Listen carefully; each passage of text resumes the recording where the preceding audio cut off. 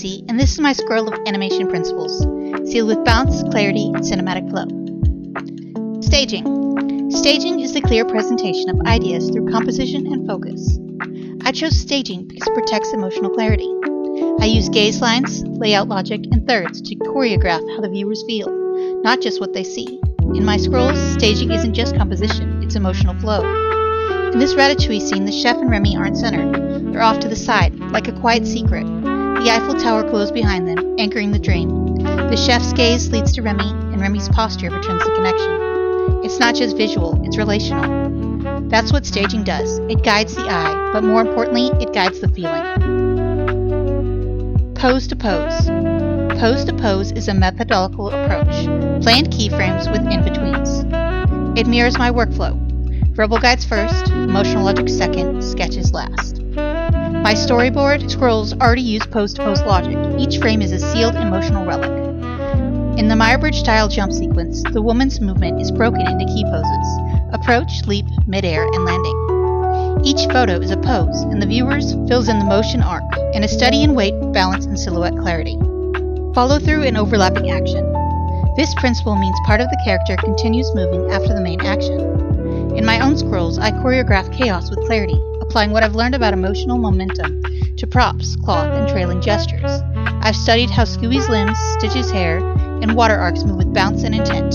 In this scroll, I explore how other characters echo that rhythm, like Moana's trailing gesture and hair. In Moana's scene, her hair trails behind her gestures, reacting with softness and delay. As she settles, the hair continues to sway, adding realism and emotional depth.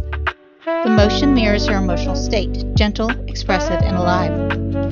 Slow in and slow out.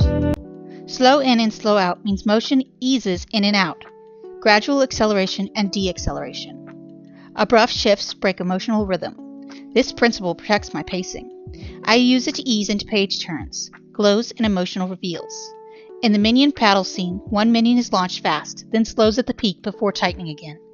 This spacing makes the exaggerated action feel believable and emotionally readable. Arcs. Arcs are the heartbeat of motion, natural paths that curve, not snap. I map emotional flow with arrows, and my visual annotations already trace arcs.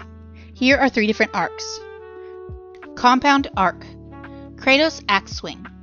Kratos' swing builds through directional reversal, each arc gathering emotional weight before the final slam. Elliptical arc.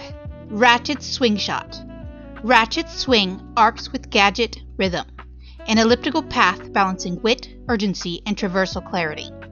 Irregular vertical arc. Cage's uppercut. Cage's uppercut arcs with brutal exaggeration, an irregular vertical path amplifying tension and impact. Timing. Timing defines speed, weight, and emotional impact.